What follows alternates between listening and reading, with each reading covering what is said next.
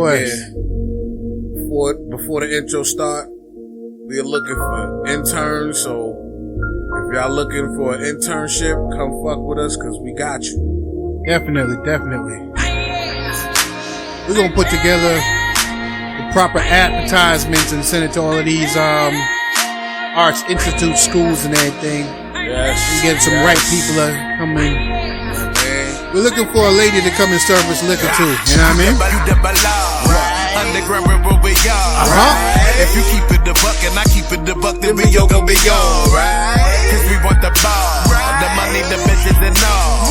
The figures, the digits, the exquisite visits to all of the different shores. I was still want more. Private jets to Caribbean shores. Girls in bikini, Champagne grapes to my feed me. smoking the lettuce for sure. Penthouse on the beach. Champagne spilling hot tub where we reach. Rich. Champagne spilling hot tub where we reach. MCs in the mic. It is a treat. With your host, I intimate. Link the Balls. Blam the Yeah, baby. That's me. Here we know. Yeah, baby. Welcome to the 2MC and the Mic podcast. I go by the name Link the Boss. And I go by the name of Blam the General. Yeah, what's been going on, my brother? What's been going man, on? We doing what to do, trying to make a hard life easy. Yeah. Know what I'm saying? Because we always figure out a way to make an easy life hard, don't Yeah, we? definitely, man. We ain't got to work to do that. Yeah, that should just come easy. Man. You know what I mean? Hey, listen, man. I'm just asking everybody to get their foot off our necks, please. Jesus. Please, God. man. Please. So we can move forward and do some wonderful things in life. Yes, you know what man. I mean? We got so much to accomplish. Definitely. You know what I mean? Why would you want to stop that? Don't stop the success. Yeah. Do you think that, let me ask you a question. What's up? Let me ask you a real nigga question. What's up, man? I'm a real nigga. I know. That's why I'm going to ask you the You question. know what I mean? Do you think that, niggas from the hood, if had the opportunity to live a suburban lifestyle, what I mean by that is the ability to have the picket fences and all this other shit. All right.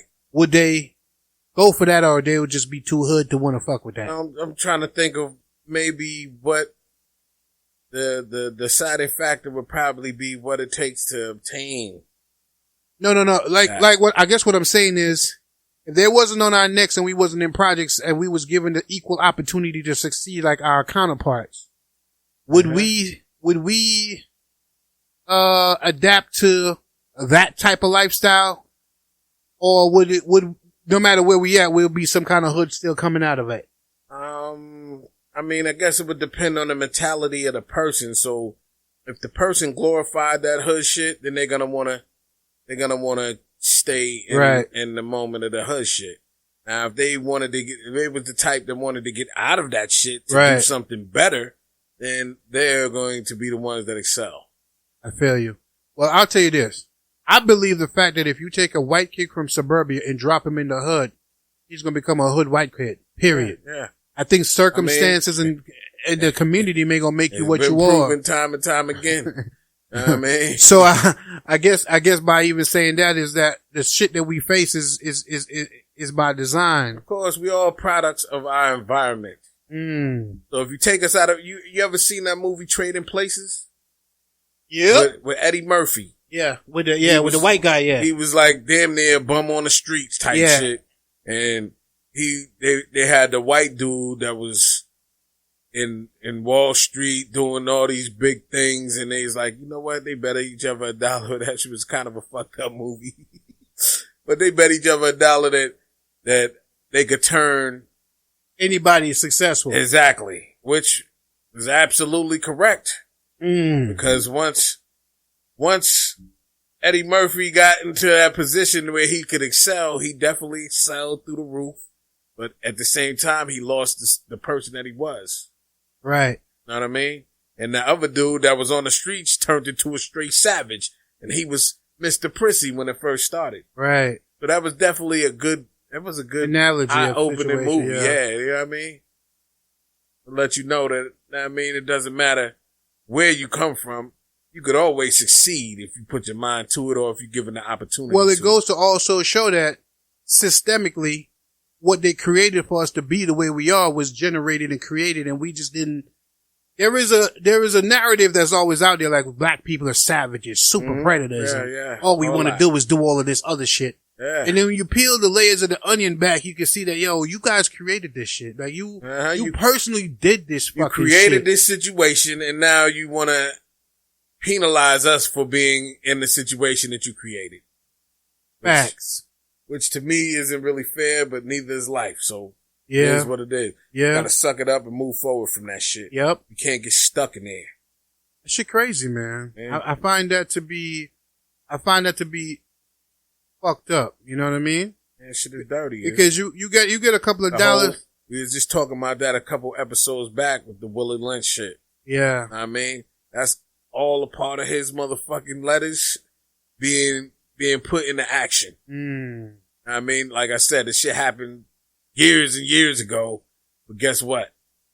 That shit is still reaping fruit from that labor to this day. Well, listen, you know that all of these constitutional rights and all these constitutional things that are going around here was written while we were slaves. Of course. So That's none of why that it wasn't written for us. There you go. I mean, which is why, what is his name? W.E.B. Du Bois. Yeah. I mean, he had the ideology that we should be the second class citizen to the white man, become a second class citizen, but build ourselves up just because they allow us to make money. You know, you got to think this was in like the late 1800s. I'm listening because I don't know if I fuck with that, but I'm listening. Early 1900s. Yeah, I don't want to dub it. Let's go. Let's hear it. So he feel like we should just eat the second place and work and become first place. Be obedient. I mean, but you got to think of the mentality back then, man. I ain't fucking with that. We were just coming out of slavery. Right. I mean, motherfuckers didn't even want to look a white man or woman in the fucking eyes. I mean, up to the 60s, you had to look down on the floor when somebody went past. Well, I mean, that was that era. So I can understand where where the mentality came from, because it's something that was embedded in us centuries ago. I mean, generations ago. Yeah. I mean, do you think that there's more pussies now than there was real niggas back then? You feel like people are punks and they're scared to die for the freedom of their people?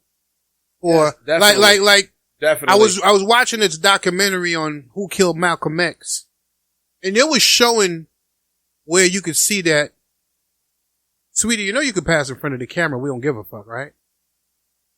That's allowed. It's a real show around here. You know what I mean? But, it looked like the camera was moved. I don't know. It don't look right? Hell nah. Oh, well, it is what it is. You can go over there and move it. We ain't gonna stop rolling. Man, we got. No, the last time she moved it, you said you wasn't sure if she tilted the head or something. Are we all in the shot?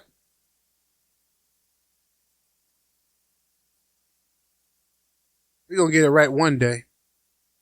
Here we go. Yep. But yeah, so they were talking about Malcolm X, and they were speaking about who killed Malcolm X, and it was like, yo, he got all of these warning that he was gonna die. He still went to that speech. So I guess I'm asking myself is how much niggas you know that would know that they coming to murder you at this speech and you still gonna go down there and have that conversation. Yeah, man, at the end of the day, you gotta be brave enough. If you a leader, you gotta be willing to make a sacrifice. Yeah, but this is what it is. how many of those people we have that's bred to just say, I'll go down there and handle that though? I don't know if I could go if I know they're gonna kill me, my bro. I don't know. I guess it depends on the person. I know my pride, I'm a prideful person. You know what I mean? So my pride is not going to allow me to allow another human being to tell me what I can and can't do. Facts. And I believe that's what played a part in the whole reason Malcolm X went to because he knew they didn't want him to make the speech. Right. You know what I mean? So he wasn't going to allow anybody to deter him from making the speech, whether it meant his life or not. I mean, if you ask me, that's the true meaning of bravery. Right. I just thought about shit like that. Like, if people didn't make some these sacrifices for us, we definitely wouldn't be where we're at now. No, definitely not. It would be, we fought for where we are at now. And we had to fight for everything. Yeah. Everything that we get, we had to fight for, man. It was never just given, right? Hell nah, but you can't expect anything to be given to us in this life. So, as a message going out to the viewers watching this, if you're a young man or woman, nothing is gonna be given to you in this life, man. Yes. Anything you want in this life, you gotta earn it, take it. Yeah. Know what I mean? Make it. One whatever. way or another, you gotta make it happen. But it ain't gonna be given. Nobody's gonna do shit for you, man. Yeah. Know what I mean? It is sad to see that we just grow the whole nation of motherfucking lazy motherfuckers. Yeah, man, it definitely is sad, man. That shit hurts. It certainly does. And it's very disappointing. Yeah, at the because same time. at the same time, you're at a point in your life where you have so much more doors open up for you. Mm-hmm. Yet still, You refuse to walk through them. mm, Because you think you could do it without walking through them. no. Meanwhile, you got all these people that made a million mistakes that you can learn from and not make. Yeah. But you'd rather go and make the motherfucking mistakes on your own anyway, just because. That shit is what you call ignorance at its highest level. Do you think that you was like that? I know I was like that. I ain't want to hear nothing to nobody.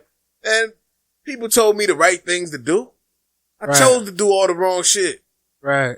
Know what I mean? Because I had to learn on my own. So then how would we get mad at them then? Because that shit is just idiotic. Now we understand that it's idiotic. At the They time, don't we understand didn't. it, I guess. Know what I mean? We just hoping that we could put some inspiration in motherfuckers so that they can think for a minute and realize like, yo, man, you mean to tell me that just because I ran into a brick wall, you gotta run into that same brick wall even though I'm telling you there's a brick wall ahead of you. There's a brick wall, you about to run right into it head first. Do it, don't do it. And you like, yo, I'm going anyway. Yeah. I'll run through it. Know what I mean? You Yeah. thinking you can run through the shit. Know what I mean? That's how I was. I thought I could run through any wall. If there was a brick wall ahead of me, I figure I'm gonna run through that shit because shit don't affect me the way it affects other people. Meanwhile, I ran into all the pitfalls. I ran into all these brick walls. Right. And I'm quite sure I had a million opportunities to do better things with myself. I mean, I could have been in a way different position, a better position, if I'd have made better decisions. You know, I'm gonna say some real shit real quick. I feel the pain because in my heart, I want to see as much of us succeed so badly. And let me tell you why. I feel like if the more successful people that are out there, the less chance my son going to end up behind a bullet. Or being robbed. Or being jacked or being whatever you want to call it. No doubt. So I feel like the situation comes down to everyone being able to, I want to see everybody elevate so we get to a different plateau where it's a different level to our thing. Because remember back in the day when we was younger, or in our late teens and shit, 19, 18, 19, we were considered sperm donors and deadbeat dads and shit like that. Yeah. And then the paradigm switch where now niggas is just all about their kids. I'm doing this shit for my kids. I don't give a fuck. It was almost like we became fathers to no end. It was cool to be a dad. It was almost like niggas was busting nuts like, fuck that bitch. I don't give a fuck about none of them. I'm not saying that was what was happening, but that's how it was portrayed. Yeah. You dig what I'm saying? That's how most niggas was living, man. Yeah. You gotta think, when you're younger, you basically doing the shit that you want to do. Right. As you get older, you start doing the things that you have to do, the things that you know that's best for you. Right. So, I mean, yeah. So I was thinking about the fact that if we came over that paradigm and got niggas who's actually being fathers behind prison, calling, checking on the motherfucking grades and doing whatever they can behind them brick walls, trying to make sure they stay. Yeah, you know why that is? Why? Because until you get behind them brick walls, you don't really sit down and think about the decisions that you made. And when you behind them brick walls, you don't have nothing but time. Behind them brick walls. Now, I mean, you have nothing but time. Right. To think about all of your downfalls, all your mishaps, all the things that you could have did different that would have made your life and those around you better. Right. Know what I mean? So you slick be trying to make I guess you be trying to redeem yourself while you in there. Right.